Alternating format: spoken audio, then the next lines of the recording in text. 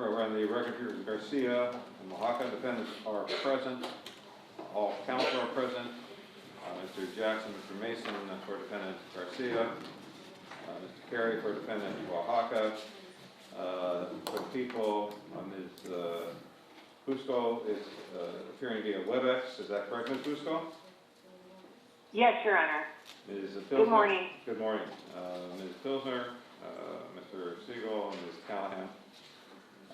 The Spanish interpreter who both is on file likewise is present. I can have the name and the identifying information of the interpreter, please. Spanish interpreter, verified by the court, both on file 3001193. Thank you. There's a couple of matters we need to discuss. Preliminarily, I did notify counsel that the matters are going to have to be severed for the following reasons.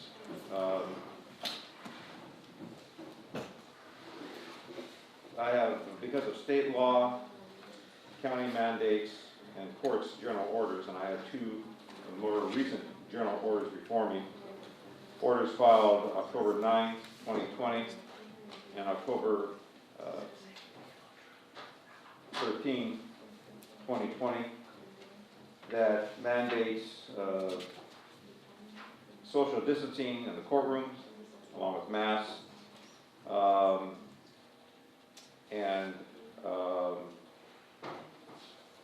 these are strictly enforced because of the pandemic.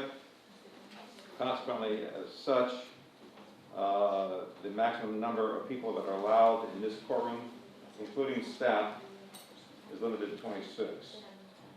I'm telling the council right now that because of the jury and the alternates that are going to be selected, not all members of the same team will be able to appear at the same time in this courtroom. They have to wait outside, go in other places.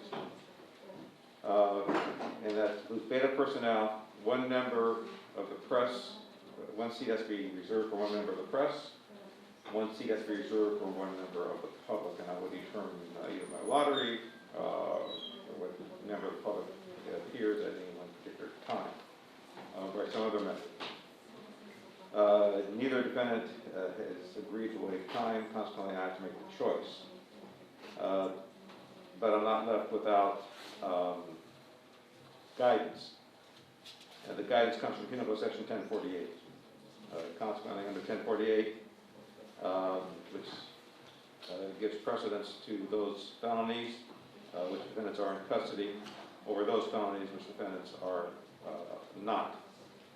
The exception of Penal Code Section 1048 is subdivision B relating to sexual offenses. However, the exceptions would not apply as both defendants are fall within subdivision B. Because of Penal Code Section 1048, subdivision A, defendant Garcia must be tried first. The matters are now severed. Defendant Garcia will be tried first. Defendant Oaxaca will start directly after that. However, on November 12th, Mr. Carey, I want you and your client present in case something untoward does happen related to defendant Garcia, at which time you will, your case will be tried. Thank you, Your Honor. I also want from the people what is commonly known as a working information. What a working information is, it's not a filed information so much strictly as that it contains any legal significance. It's a separate information as to defendant Garcia, with all other defendants and non-applicable counts removed, not renumbered, just removed, and a separate information as to defendant Oaxaca, again with all non-applicable defendants and counts removed. I want that done as soon as possible.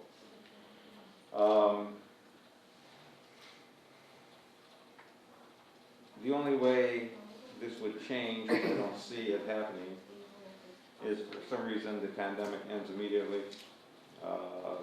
You go back to life as normal, and I rejoin the two defendants. That's not going to happen before November 12th.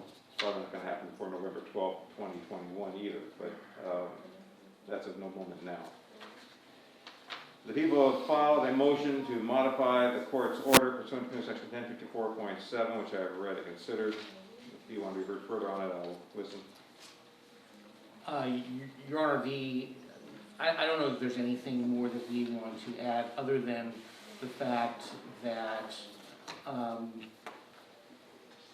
the same logic that I think supports the court's order requiring the defense to disclose members of people outside the defense team who learn of the Jane Doe PII would apply to members of the defense team that learn of that information. If there ever is a breach and ever is a problem, I think having that information about who had access to the victim's information would make it a lot easier for the court and for law enforcement to get to the bottom of whatever happened. So I just think that it was an oversight on our part, actually, not asking for that during the last court appearance, but I do think given the information that we provided to the court in the in-camera hearing, which does support our concern about the risk to these victims, I think every step possible should be taken to protect them. And if there ever is an issue, I think it's going to be very important for us to know exactly, to the best of our ability, who had access to that information and how that information was disseminated. You have a second part to your order related to the prohibition of disclosure of Medina Ocampo's plea agreement or proffer. Yes, Your Honor. And at the time the court had that hearing, the court will recall closing the hearing, sealing the transcript, and I think the same rationale would apply to the plea agreement and the proffer. The defense has access to that information, and they can use that information in preparation for their defense.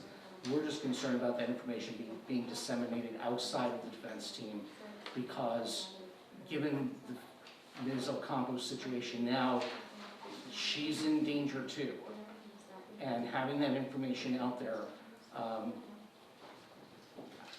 on paper, I think would place her at risk as well. So, before I hear from the defense, I'll give you my leanings.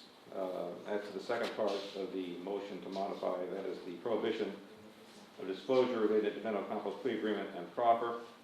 I am inclined to grant that. As to the first part of the people's motion to disclose names of the defense teams other than those attorneys of record, meaning Mr.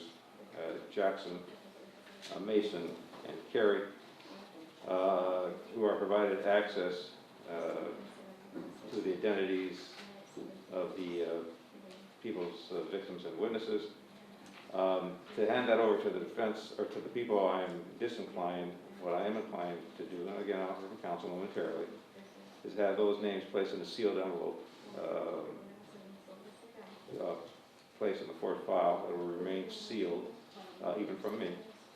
And if there's any untoward conduct, then I will consider the people request to release it to law enforcement through them. In any event, I'll hear from you, Mr. Mason or Mr. Jackson. Given the court's indicated, can I visit with You can counsel? do anything you want, sir.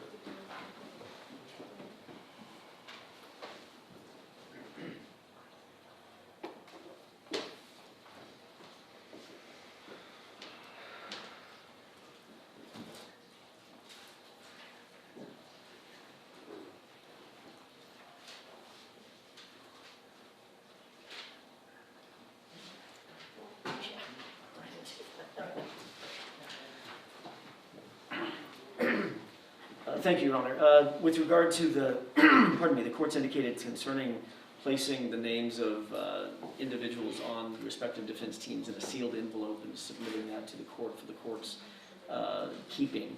I don't really have any issue with that. It's a little bit of extra work and it's a bit irregular, but I haven't been given access to the in-camera hearing. This case is a bit irregular, Mr. Jackson. In fact, there was some issue relating to an unauthorized person going into the lockup last week.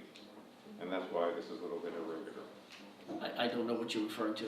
An interpreter from your office who was mentioned as a member of the defense team. An interpreter, I don't have any interpreters in my office. Did not take an interpreter back into the lockup that you identified? Into the lockup here at court? Yes, Yes, you did. yes, and that has happened several times, I but understand that's that. not somebody from my office.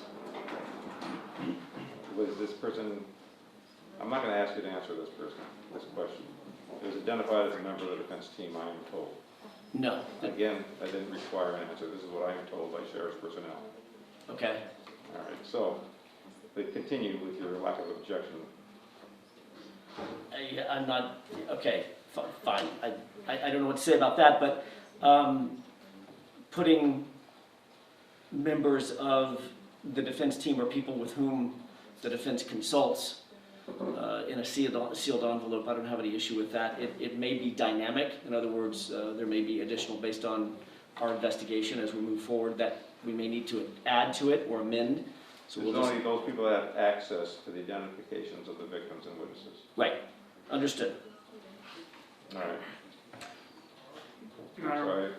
I apologize, Your Honor. May I add one factual clarification to that? With respect to the materials at issue, there was reference by the people to Ms. Ocampo's plea agreement, and I believe that Mr. Siegel indicated that he thought that the defense had it.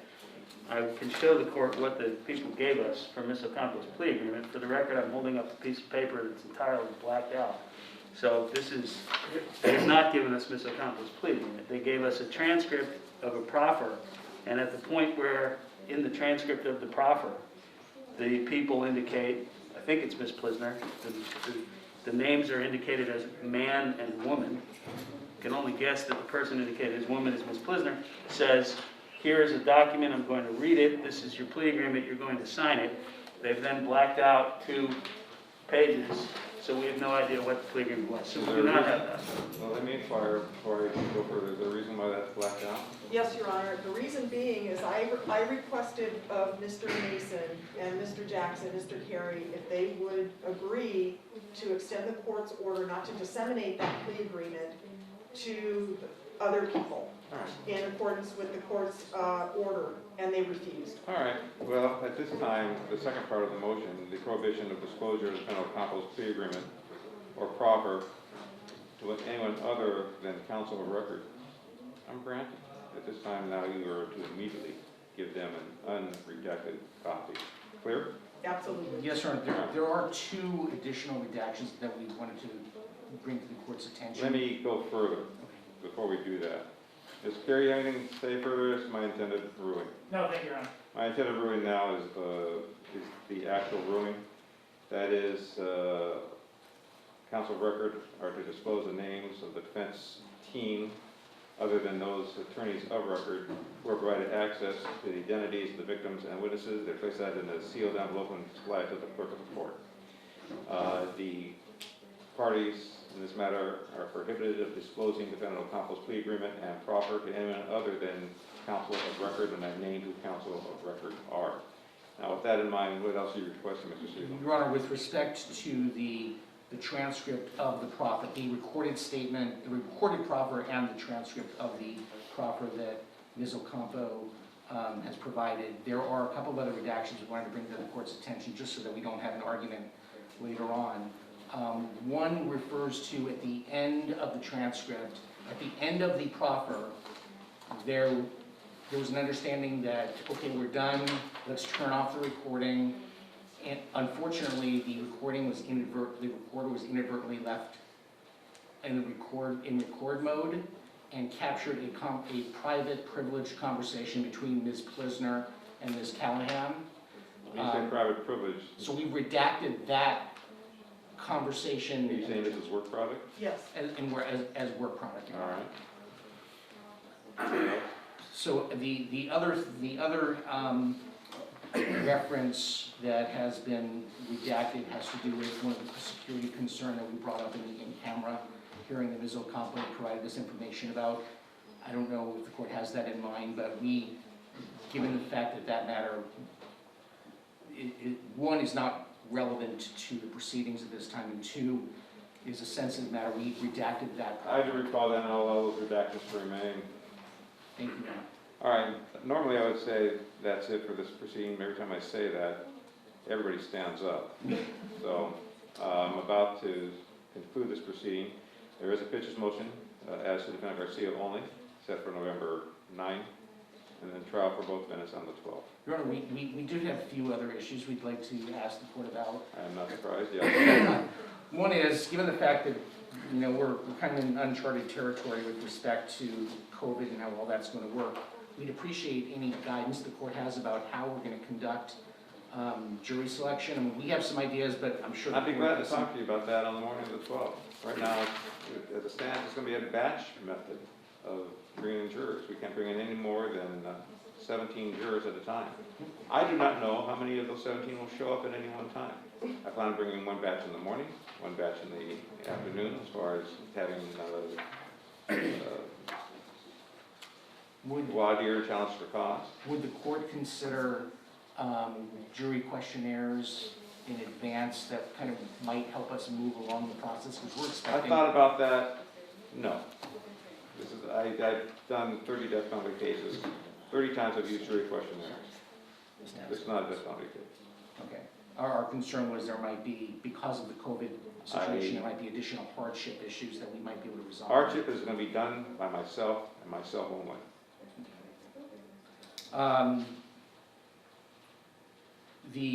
I guess the other issues would be, with respect to the trial itself, does the court want all evidence to be digital, or is digital formatted, or is physical paper evidence? I don't tell counsel normally how to try a case. The jury's going to get the evidence at the end of the case. And with those items that are going to be in digital format, they're going to have a computer supply, a clean computer supplied by the people. The jury is going to be in an area where they're going to be socially distant from each other. Digital evidence may not be the best to present to them, although they can have a large TV. So this is something for counsel to decide We on just themselves. didn't know, we've heard that some courts don't want physical evidence being passed around. There could be gloves, I mean, because of COVID, we have to do certain issues. There'll be gloves, and there'll be things of that nature.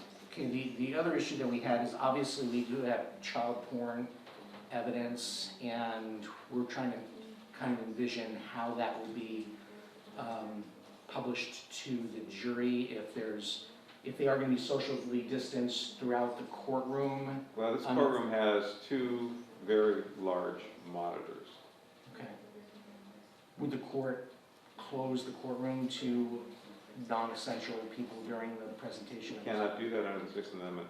Under the Sixth Amendment, the public has a right to a trial, open trial. There'll be one member of the public and one member of the press.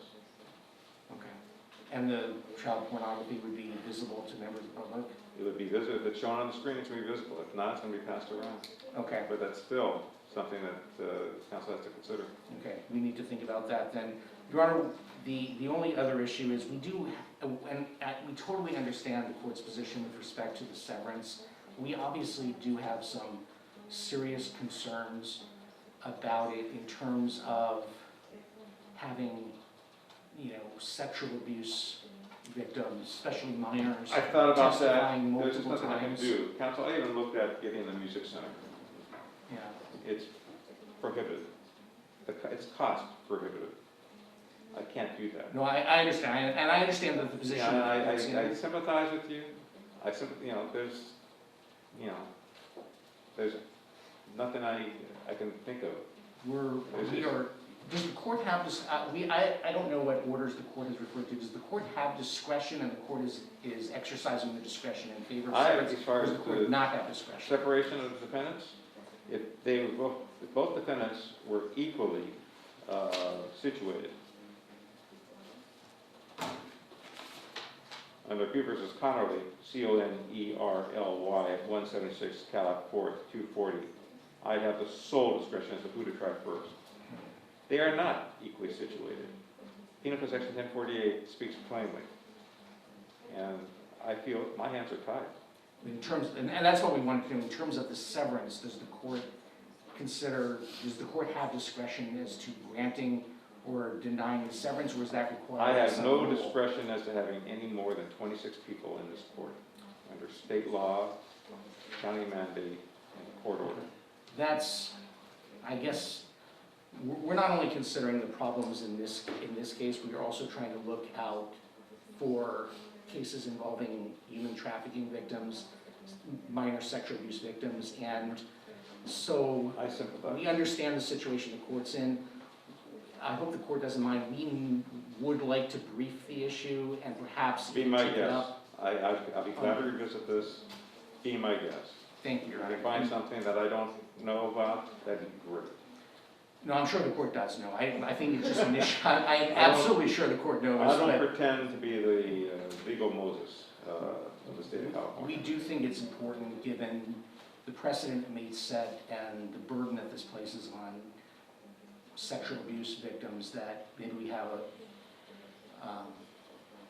a chance to brief it and maybe even have a higher court take a look at it. And we also have I invite, concerns. I'd like nothing more than be ordered by the second district to shut up. Thank you, Your Honor. Your Honor, if I may address just one additional Ms. point Klisner, yes? with regard to the severance. With Defendant Garcia going first, presumably on November 12th, the people have some concern that that would in turn result in Defendant Oaxaca not beginning trial before the current last day of November 16th. Yeah. Does the court, is the court making a good cause finding? I'm finding, based on state law, county mandates, court order, that I have no choice but to find good cause, and I do find good cause for the severance. And I not only do not mind you taking a writ on my request, I ask you to do it. Because, you know, the best thing that could happen for the state of California, and I'm thinking of all courts in all 58 counties, is that a stay issue and a published decision come out. One way or the other. I invited it. Thank you, Your Honor. Thank you, Your Honor. Anything further from the people? Yes. Your Honor, we have some discovery disputes that I advised your clerk of on Monday. And my clerk told me that you wanted an immediate telephonic hearing, and I did instruct my clerk that that can be brought up this date. So the court in our last hearing ordered that as to the Jane Doe devices, all 4 Jane Doe devices that we have, that the defense was limited to that which was relevant and that which was exculpatory, and that they would not be permitted to have full access to all of the Jane Doe devices 100%. And yet the defense continues to ask for a complete forensic copy of all of the Jane Doe devices so that they can have their go at perusing and pawing through their lives. Okay, my order was clear. Thank you, Your Honor. Okay, what else? With regard to the PII of Jane Doe witnesses and non-witness individuals, the people redacted the email addresses of some non-witness individuals that were named by someone in a report, and the defendant is demanding that we release those email addresses, and we were ordered not to even disclose those names because they are non-witnesses, non-defendants, non-victims of this case, and yet the defense is asking for their social media contacts. My order was, as to the people, to comply with Penal Section 1054.1, subjects A through F. That order stands. It is 1054.1 is clear. If there's any dispute at trial, I'll hear it at trial. But at that time, it's clear as to witnesses that the people intend to call. Anything further by the people? Just one last thing, Your Honor. The court had, during the last 1054.70 hearing, indicated that the people should file letters from the victims if indicating that they don't wish to be contacted or interviewed if that was in fact the case. Yes? Would the court like that done in a redacted fashion or under seal, as those letters will identify in the public record the names of the individuals? Well, as far as the letters themselves that are going to be filed with the court, that can be redacted. Thank you. Anything else from the people? No, Your Honor. Anything else from Defendant Garcia? Thank you, Your Honor. If I may, if I could address the discovery issue from the defense perspective, the defense agrees that the court's order was clear, and I think that the dispute that we are having is with respect to what I recall to be the first portion of the court's order. From the bench, the court stated the people are to produce unredacted reports to the defense. The court specified that the home addresses of the Jane Does could be withheld. But the court stated, provide us the unredacted reports of investigation. There's about 110 of them. The people, 8 days later, sent us reports of investigation. Those reports are still redacted. They just put in some new redactions. And the redactions to which counsel refers are redactions of, it's not email addresses, it's social media. It's like Instagram sites where people, numerous people, we don't know all of them, have put up social media statements. They occur throughout, I mean, I counted 30 or 40 occasions throughout the reports just that I looked through, where a witness interviewed by a government agent identified knowledge of people involved in the case, communications with people involved in the case, and specified where those could be found. And they said that this will be on Instagram at the following location, or on Facebook at the following location. These are prior statements of people made to agents about the case. And the government has redacted every single reference to anybody's social media account. A social media account, obviously, it's not a home address. It's a place where a prior statement of a witness exists. These are prior statements of witnesses. The people says, I think I heard the people say they are non-witnesses.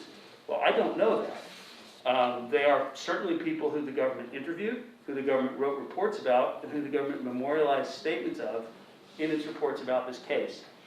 So what I would request, and I agree that the court's order was clear. I think the court's order was provide the defense unredacted copies of your reports of investigation, withholding only the home addresses of the Jane Does. The people have unambiguously not done that. And we have had significant communications about this.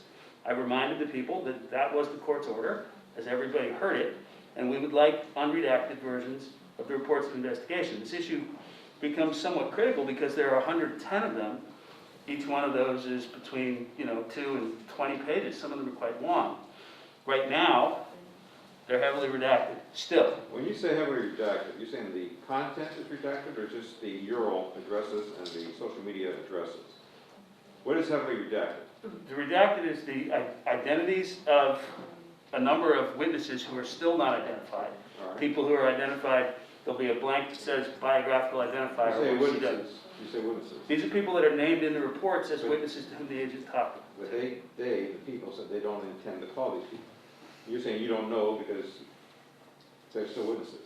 Well, Your Honor, we've The been same given- argument doesn't apply to you because you said you don't intend to call anybody. And I defined what intend to call meant the last time. Reasonably expected to be called. Yes, Your Honor. And our response to that was, in order to know who we would reasonably expect to call, we need to know what the content of that person's testimony might be, what their statements would be. And the content that's there is just the email addresses and the Instagram account numbers that are deleted, yes? No, Your Honor. The content that is referred to is the statements made and discussions on those Instagram accounts. So an Instagram account refers to a place where we could type in an Instagram handle and see statements made by a person. It's not just like an email address, it is a website that shows prior statements. I do not know what the content of those statements is. What I know is there are numerous people who the government talked to in its investigation. Those people reported having knowledge about the case, and and they reported having social media accounts with a particular handle. We don't know what those are, so we cannot see the statements. So we're unable to say to the court whether or not we intend to call those people. But it is part of the defense investigation to identify individuals who may have knowledge about events that the government may intend to put on at trial, see what those people's prior statements were, see what their extent of their knowledge was. We are unable to do that if we cannot see what those individuals said on social media. So that's the situation we're in with that. And I think the same applies to the phones of the Jane Does. I understand that the court's order is what it is. I understood that. However, the people have still provided us exactly nothing, zero, from any of the devices of any of the Jane Does. So the people's comment, which I do want to note for the record, as you cannot put on a defense without looking at prior statements of government witnesses. This is not, the disparaging term paw through, I would take some objection to. It is the duty and the constitutional obligation and right of every criminal defendant to review the prior statements of witnesses put on by the government. We are completely unable to do that because the government has not provided us any of those prior statements that are on those devices. The phone or other electronic device from a complaining witness in this case is full of that witness's prior statements. The only prior statements that we have been provided from any of these individuals are the summaries of them in the agent's reports. We're entitled to see what the contemporaneous statements of these Jane Does were around the time of the events that are being described.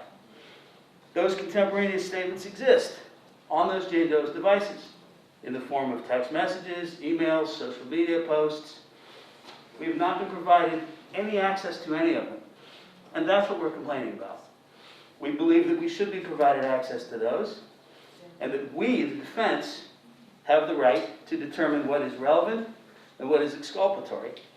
I understand the court's order, that the court is directing the government to provide us the relevant and exculpatory material, but the government has provided us nothing. And I very much doubt that there is nothing on any of the devices of any of the Jane Does that's relevant or exculpatory.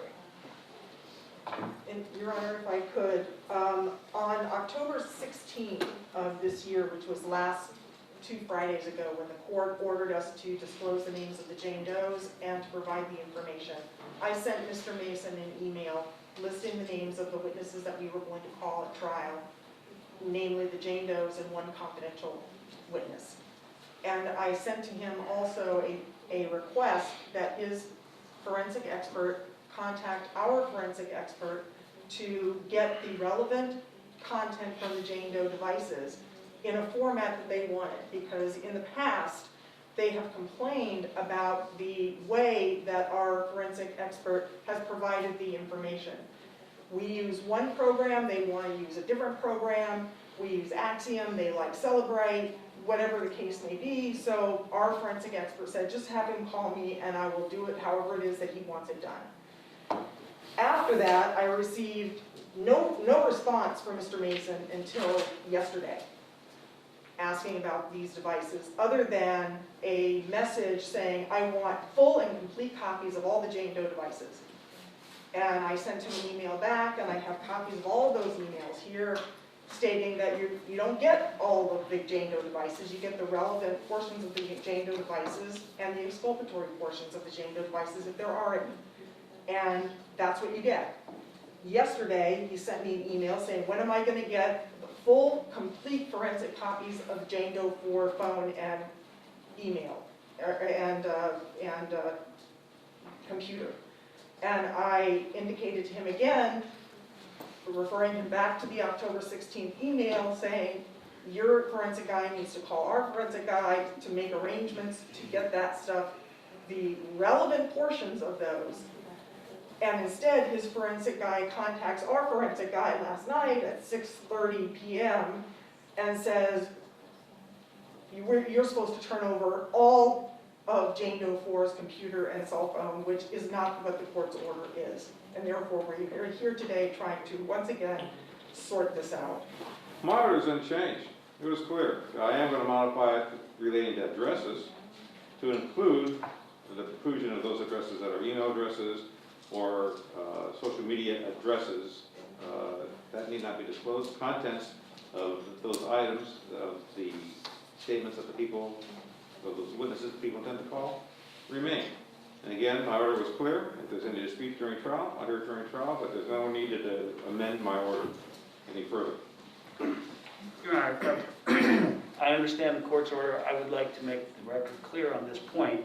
The people have never offered to, or nor have they, provided us anything from any of these devices. With respect to Jane Doe 4, the request from the defense was quite specific.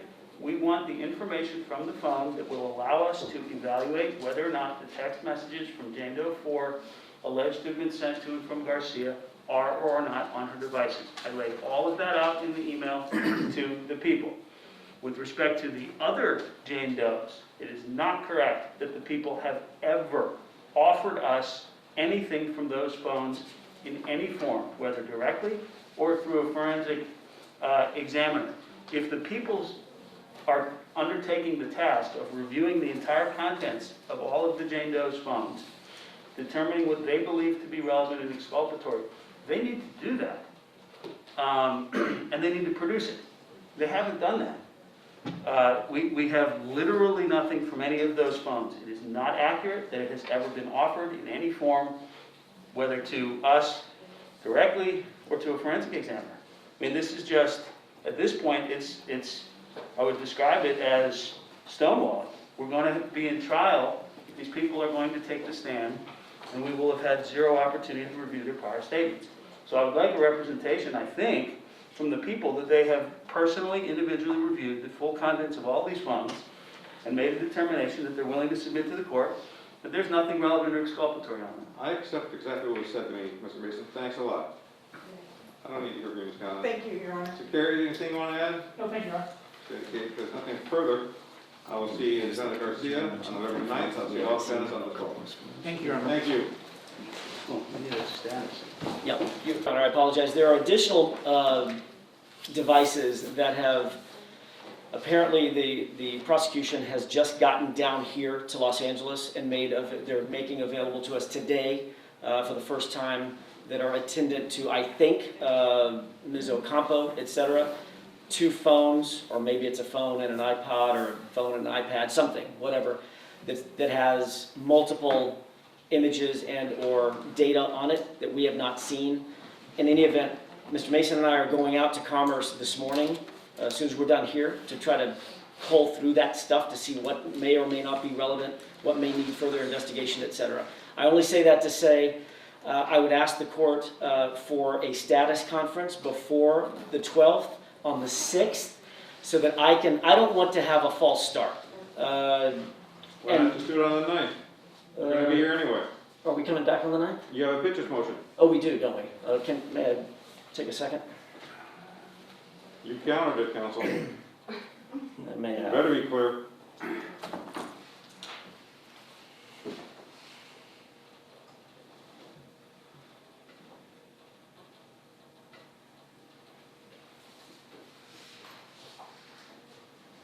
That's fine. Yeah, that's fine. That's fine. I had forgotten that we If had. you're going to make that a status conference as well, sorry, Mr. Terry, we should have you and your client here the same day. Sounds great. Thanks a lot. Thank you. Thank you.